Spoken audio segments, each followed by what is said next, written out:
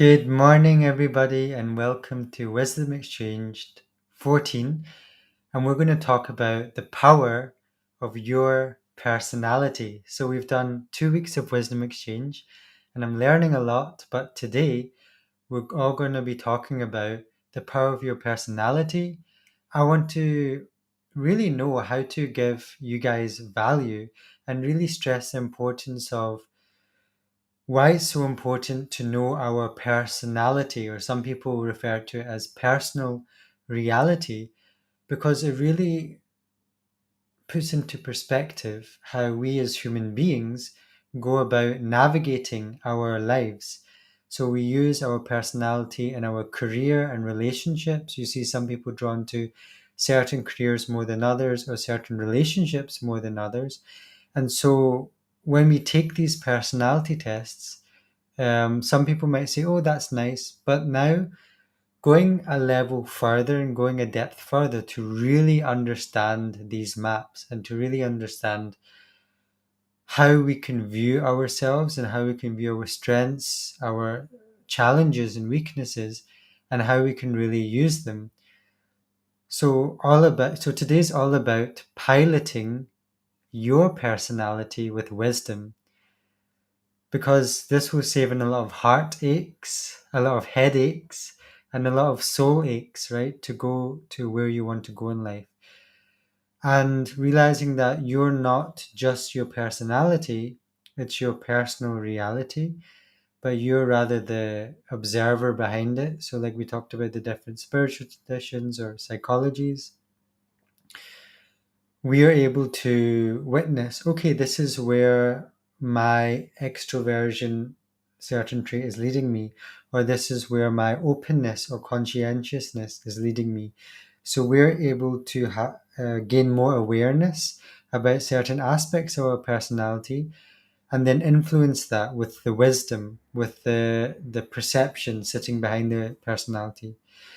So before we really dive into the technical aspects that I know everybody watching this will maybe want to know a bit more about themselves, I just want to just talk about this in a context that school teaches us to be good at certain subjects, and the society might be pushing us to be good at certain subjects, whether that be the sciences and STEM nowadays, or if you're a certain gender, you might be put more in these subjects more than in other subjects. But what school really doesn't teach us more of is that ability to introspect. What are your unique strengths? What are your unique personality strengths, right? Where you can leverage, not just if you got a good grade, then you should do medicine, law, dentistry, pharmacy, whatever, right?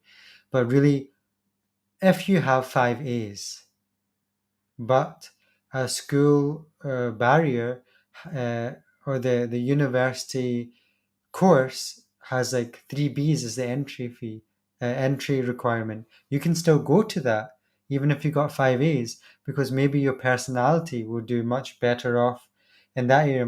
Maybe you enjoy it more.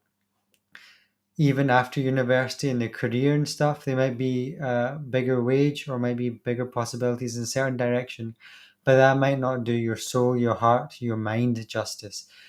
So this is all about knowing thyself, knowing your personality, and then where you can leverage that. So just knowing your truth, knowing when you're in a relationship, where to hold your ground, where you are coming from. And hopefully these maps will provide you that context. So let us dive in, everybody. If you're watching this after, see, nobody's watching now, but if you're watching this live stream after, you can pause this, go to the description box below the YouTube video, and I'll have a personality package. There's 4 tests where you can go at your own pace. There's Myers-Briggs test, there is the Enneagram test, there is the VIA character strengths test, there's the Big 5 tests. These are all free. You can go through these slowly, understand what your strengths are, and now we'll go into how to read these tests, right? how to actually get the juices out of these tests. So pause this video now, do these tests in my personality package, and now I'll show you how to go about unpacking this. And then again, if you want to understand this more on a personal basis, you can just reach out to me and DM me on Instagram, and we can have a chat into really delving into piloting your personality. So let's get started. So, like I said, Myers-Briggs, Enneagram, Bio-Strengths, Big Five. So if you've just freshly come off the Myers-Briggs test, I know we covered this before, but we're going to go into a bit more juicy details. As you can see, I'm going to make this a bit bigger. Somebody called Dr. Nardi, Dario Nardi's PhD, took multiple people in the brain scanner, and if you've just completed the test, you'll get 4 letters, right? You'll get like a ENFJ or a ISFJ or whatever. The first letter being introversion, extroversion. The next one will be sensing, intuiting. The next letter will be thinking, feeling, T or F. And the last one will be judging or perceiving, J or P. And based on this, you're going to be put into a characterization. Now, it's much more complex than this, but this is the very surface. And so what he did is he found that, I know you can't read this right now, but what he found that in parts of the brain, certain parts light up more than others. So he'll find that people are being able to process, for example, real time, creating structures and events in life, right, more than others. People will be able to remember certain events or details more than others. Certain people will be able to process more emotional areas of the mind than others, right? So this is what his neuroscience of the personality shows, and how actually your brain is wired to process certain data in the world. So this can be a good starting point to really understand your personality type, right? So that's just showing how scientifically brains have been putting in under the MRI scanner, and that has shown basically that personality types do process the world in different ways. Next, I want to show you the personality concepts, so that we have 8 functions, right? You'll see the top 4 functions here, but there's actually 4 functions below this. But everybody in their consciousness use their top 4 functions. And so let's just take the INFJ here. They will have an introverted function. So everything this side, on the left-hand side, will be introverting. So they'll have an introverted intuition, and they'll have an introverted thinking. And then these ones will be a outer world, so extroverted feeling and extroverted sensing. And so this just means that the INFJ, being I, will predominantly carry forward an introverting. Their first dominant function will be to introvert. So all introverts will be introverting in different ways, but you'll know that they will have an introverting function. Their second function will be an extroverting function. So that means that if you're an introvert, it doesn't mean you have no extroverting function. It just means that you prioritize your introverting function. And so through personality theory, the highest way you can develop and the highest way you can leverage is going more into that extroverting function and trying to extrovert to the world your introverting function. So if you're an INFJ and you're going around the world in your introverting world, in your introverting intuition world, you're going to need to try, and as you get into your 20s and 30s, to go into the outer world and to use extroverted feeling, right? and to go into the world, use extroverted feeling, create harmony in the world, but use your dominant function, use your introverted intuition, right? So that's about how the INFJ would go about in the world, how they'd use their primary and secondary function. Then you'll see as well with personality theory, you can get caught in a loop. So with INFJ, they can get caught in an introverted world loop where they're caught in their introverted intuition and introverted thinking. They're caught in a loop. They might be staying in their bedroom for a long time and they're caught in a specific loop. The same with the ENFJ down here. You'll see that they prioritize extroverted feeling and extroverted sensing as the third. And they all got caught in what is called a primary and tertiary loop. So everybody can get caught in this loop. And for the ENFJ, it's maybe outside world stimulation with their sensing, with their feeling. They'll need a lot of validation from people. They'll need a lot of sensory indulgent aspects when they're under stress. So again, just knowing where you can get caught in the loop, where you can go into an introverted world if you're an extrovert, or go to an extroverted world if you're an introvert, and how to leverage those parts of your personality. And then if you're into it a bit more, you can start to look into your shadow functions and how they can play up when you are stressed and how they can show up in your subconscious. So if you're just taking the test, um, I would advise you to definitely start looking into these cognitive functions. And if you're not sure where to start, just DM me on Instagram and I can help you start off by looking at your personality on the Myers Briggs. Staying with the Myers Briggs again, the roles of the 8 functions, right? So, like we said, there was a 4 stack and how they interact with each other. And there's actually 8 altogether. And so that top 4 is how we are going about the world consciously. So not just thinking that I'm an ENFJ or I am my ISFP, but really understanding, okay, what is my primary role? So for me, it's connecting. What is my secondary role? For me, it's seeing perspectives. How are they playing with each other? How can I lean into this more? How can I, if I'm not doing this in a job as my primary function, how can I use these two as a job?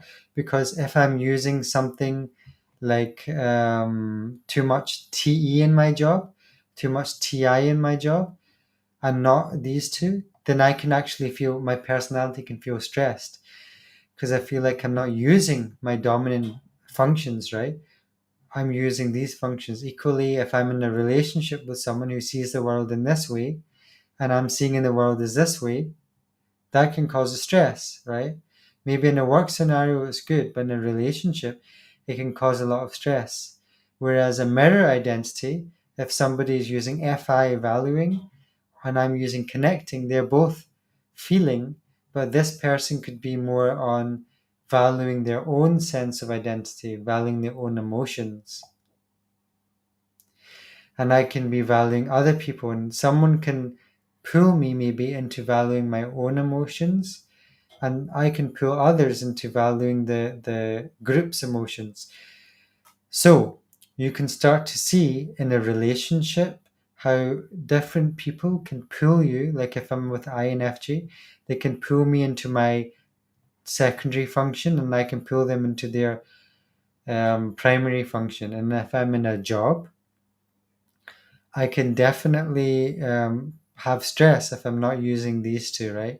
In my my primary functions and secondary functions. And then I can use this a little bit like I'm doing right now. I'm using my introverted thinking. I have a framework of the world and I'm teaching you guys with this framework. Whereas if I'm a TE, I would be following a set structure already set in the world. And so not getting tied to I'm an ENFJ or I'm an ISFP, etc., but really understanding how does FE work in depth?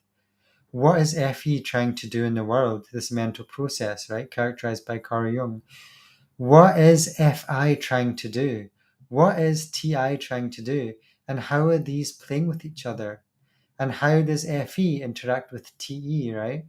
And how does TE show up in an ENFJ? TE shows up in the bottommost in a subconscious, right? So how does that show up in the individual, and how can we grow that? So as I said, it's not just labeling yourself, but it's really understanding how does these functions show up? How can I leverage these functions playing? Where am I getting caught up in a loop? If it's FE and SE, for example, connecting and experiencing and not going into the introverted world. So that's really about the power of Myers-Briggs and knowing the 8 functions and knowing and seeing in the world, oh, I'm not valuing myself much. I am connecting too much to people and valuing the tribe more, right? I'm not valuing myself. Or I'm creating these fantasies and ideas of myself, but I'm not connecting to anybody, right? So, knowing this, you'll start to understand and see how people show up in the world differently, how people gravitate to different job roles, and how people maybe show up in their relationships with each other as well. So, again, pause this video if you've not have done already.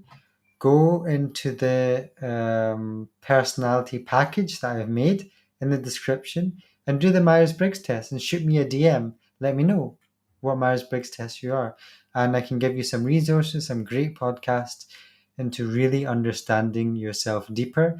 And so you can have a more fruitful relationship and career. Next, let's go to the Enneagram. Enneagram is super cool. Enneagram talks about, so Myers-Briggs talked about these cognitive functions. Enneagram, right, is really the underlying motivations of the ego. The underlying, how does your motivations influence the cognitive functions, right, that we talked about? So if I am an ENFJ type 3, I'm going to want to achieve. I'm going to want to perform in the world. I don't want to fail. So how does that play into the cognitive functions, right? If I'm a giver, I'm a helper, I'm going to use my FE to try to give and help people a lot more rather than achieve and succeed. If I'm, for example, a type 8 challenger and protector, I'm going to maybe use my FE, my extroverted feeling, to try to challenge the status quo. I'm going to try to get into more positions of power to help those who maybe don't have a voice in that way. Again, we embody all aspects, but this goes a bit deeper than the Myers-Briggs in terms of the underlying motivations. So again, if you haven't done this already, pause this video, do the Enneagram test for free, come back, and now let's see how to pilot your personality. And as we go through each layer, not getting stuck on a Myers-Briggs, not getting stuck on an Enneagram, but let it unfold like a lotus flower. Let you see different maps. Might not be clear at first, but let you see how all these maps of your personality start unfolding, and it might unravel in different months and different years. And you start to see, okay, I get to see how my dominant function of the Myers-Briggs is occurring. I get to see how my Enneagram type 2 is showing up in the world, and how can I hold back on that a bit? Or how can I leverage this in this situation so I can be in my genius zone and maybe outclass others? Not in a competitive way, but outclass others in contributing to society, let's say. So let's start delving this into a bit more deeper. So Enneagram, if you just came fresh from the Enneagram and you're like, what is this? You're going to come with some higher percentages more than other. So if you're, for example, a 5 here, you're going to find that your 5 is going to be more than any others. But you're going to find that you might have a 9 that's high, a 1 that's high as well, a 4 that's high. So that's normal. But your 5, let's say, might be highest. And in the Enneagram, you're going to have things that are called wings. Wings are going to be the numbers next to the 5. So if 5 is your highest, then your wings have to be a 6 or a 4. If 1 is the highest, then your wing is going to have to be a 9 or a 2. And you're going to pick the wing that's strongest. So if you're 9, again, this is going to make sense if you've done the test. If you've got, say, 1 is the highest result, then you're going to be a type number 1. If your 9 was higher than a 2, then you're going to be a 1 wing 9. If your 7 was the highest overall, then you're going to be a type 7. However, if 6 was higher than 8, then you're going to be a 7 with a wing 6. Okay, this is going to make sense later on. So we're going to say for the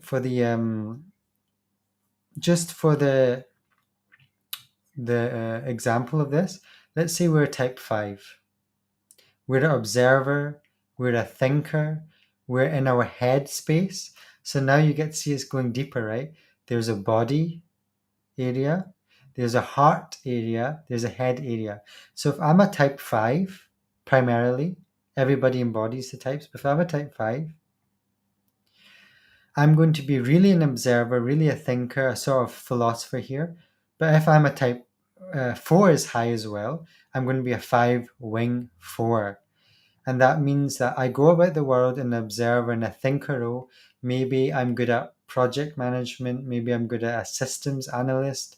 Maybe I'm a good physician.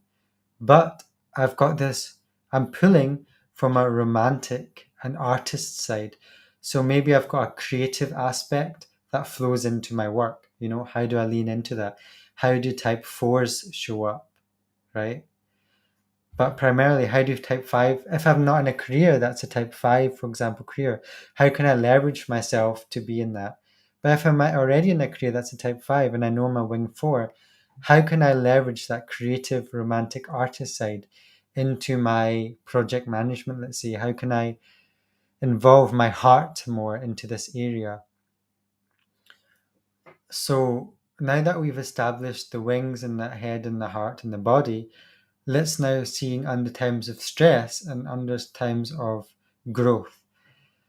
So if we're following a pathway of stress for the type 5, right, we're going to go to a type 7. So that means we're going to have a degree of escapism. We're going to go to an enthusiast, an adventure. I'm going to go to type 7, but when they're unhealthy. So maybe I'm going to be slightly conflict avoidant. Maybe I'm going to try to run away. Go in this more enthusiastic, adventurous sense, and sort of a bit shy away from this problem. But again, I'm not very familiar with the type 7, but read up on this. Again, the pathway of stress from 5 to 7, called disintegration. But in terms of a growth, you're going to go to a challenger and protector. So you're going to try to, just like a type, so you're going to go to a challenger and protector. So you're going to go into a more challenging frame. You're going to go into a more outspoken frame, and you're going to be very good with your observing and thinking, but you're going to go into a more outspoken frame, and you're going to be confident in that sense. So it might seem a bit abstract now, but choose your Enneagram center, and do this on your pathway of growth and pathway of stress, and look up some YouTube videos as well. So again, I would encourage you to just do this for your wing as well. So if I'm a wing 4, do that again. Go to your pathway of growth and go to your pathway of stress, and find out in a relationship, in a work situation, how that happens. How does your wing show up? How does your center show up? And then how do you relate that back to your cognitive functions? How does your cognitive functions are performing in stress and growth? And then think about where you are in your career, where you are in your relationship, right? Taking a meta perspective, seeing that with your wisdom and your personality there, how you can place your personality and how you can place your cognitive functions, etc., and work towards a place that you'll be most fulfilled in your life and that you're contributing to the world most. Because ultimately, if you're in a place of growth and you're in a place of piloting your personality at the most optimum, you're going to be contributing to society more, and you're not going to be really in a place of fighting all the time, but you can be like a flower and you can express your personality. So again, do this quiz, Myers-Briggs Enneagram. Try to work through it yourself. Look up YouTube videos. DM me on Instagram if you want to talk about this in a bit more deeper level and put into context a challenge in life you might be facing and see how these could be showing up and how we could work past that. Yeah, I just wanted to briefly say you can look online and I will show you more deeper what, for example, twos are and how they are looking in a more healthy sense, and it can show you an unhealthy and super healthy sense. So, via personality strengths. The via character strengths is someone in my coaching cohort gave me for free, and I'll put the link as well in the personality package you can do. This is super cool because it gives a sort of vague, scientifically backed as well, which is super cool. But it gives sort of vague tags, let's say, like creativity, love of learning, but it orders them, right? It orders them in terms of your personality, and it's scientifically validated and it's very useful. So now it's given me awareness, right? So I've just put up here my ones, and at the bottom it's sort of put areas that I might find sort of challenging. So I think it goes from 1 to 30. So I've listed my top 5. I would do this as well, and you can find your top 5. So for me, if you've watched these wisdom exchanges, you can see how this unfolds for me, right? Creativity, love of learning, curiosity, perspective, love. So again, then I'll tag them with wisdom, humanity, etc. So there's much more. I can see that if I'm in a job or in a relationship that or a culture that I surround myself by, a tribe of people that or like classes, like I can see here that philosophy would do quite well here, like a yoga class would do well, a dance class, a sort of personality class. I can start to put myself in these groups and start to expand more and more, and putting yourself in it, like let's say you were not creative, love of learning, curiosity, but it was more like honesty and it was more like reason and structure. You could put yourself more in a financial analyst class, or going to in that more direction, or like a practical skills class, right? So you can start to use these. Of course, you can do it intuitively, but these tests can help you more quickly rather than maybe getting stuck in your life. More quickly identify, hey, these are my strengths, and put yourself there. And over months, over years, you're going to now be developing these skills, these interests, these friend groups, these career pathways that's going to be just in your flow state, right? So you can start to get that control and understanding of who you are, and then put yourself in the flow state by understanding these different maps.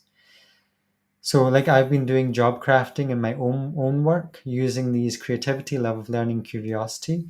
I know these sound very vague, but when you start to implement these in your own relationships, in your own career, these can start to be very powerful.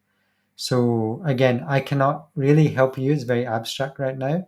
But if you do this test, and again DM me, we can start to see how that can manifest in different scenarios of your life.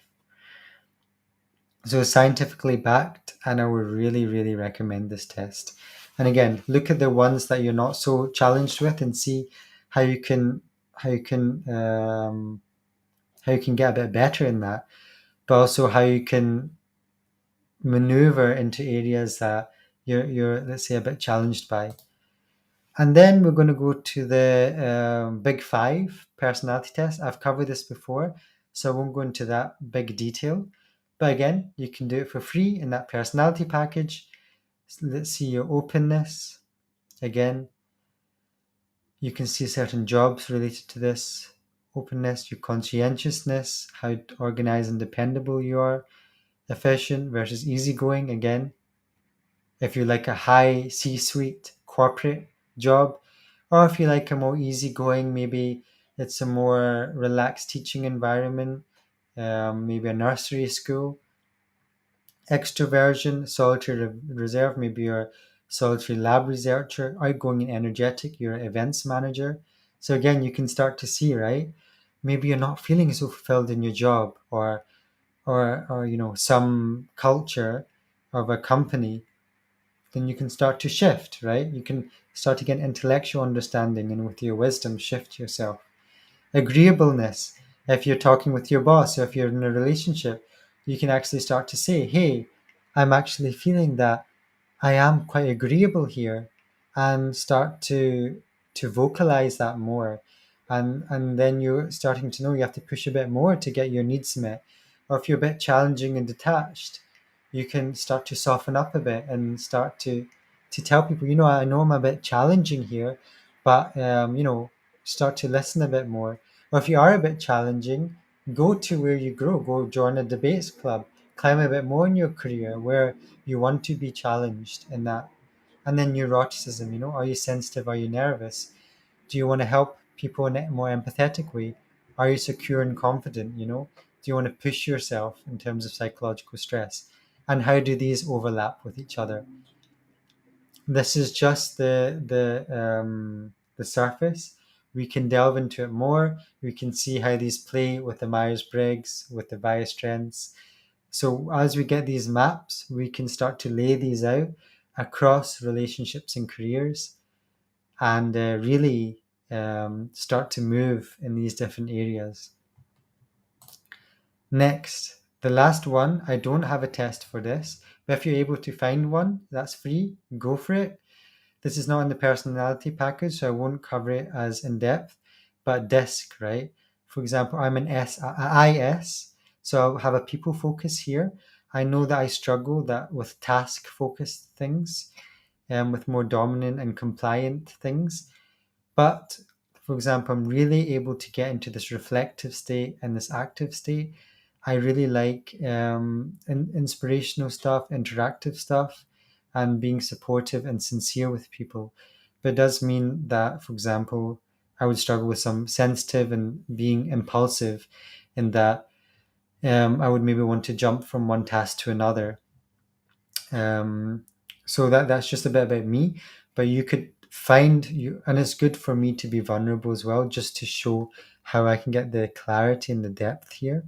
But again, not just understanding from an abstract sense and saying, oh, that's good, but now detaching yourself from the ego and saying, okay, in a relationship, and if I'm with someone here, right, how can I talk to a task focused person?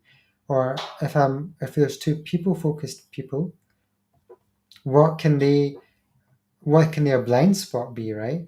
Or how can we work together? How can that reflective person pull me more into a reflective space? And how can I pull them more into influential space, right?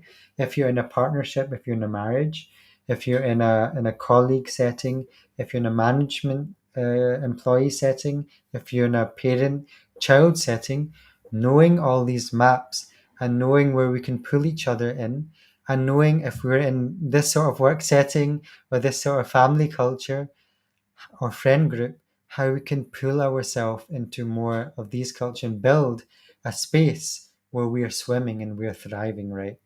So I'm going to stop sharing my screen here, and I'm just going to end this. You can hopefully see me now. That's been half an hour, 35 minutes. I hope that provided you really in-depth, tangible stuff about the power of your personality. 35 minutes. I know we went super deep, but go for it, guys. Pilot your personality with wisdom. Go in the description box below, complete these tests. I've got some reflection questions as well. Take your time, obviously. You can pause, stop, go through this that we discussed today, go a bit deeper, and start to see in the next weeks, in the next days, in the next months, how these different tests play out in your life. And if you've got any questions at all, if you want to sit down, if you want to do a strategy session, really unpick, if you want to shift yourself in a certain direction in terms of navigating your career, job crafting, or in your relationships, or you want to just go from good to great, really get your personality and leverage that in a great setting, then just DM me on Instagram. But I really hope you find that useful. As you can see, there's so many layers to that.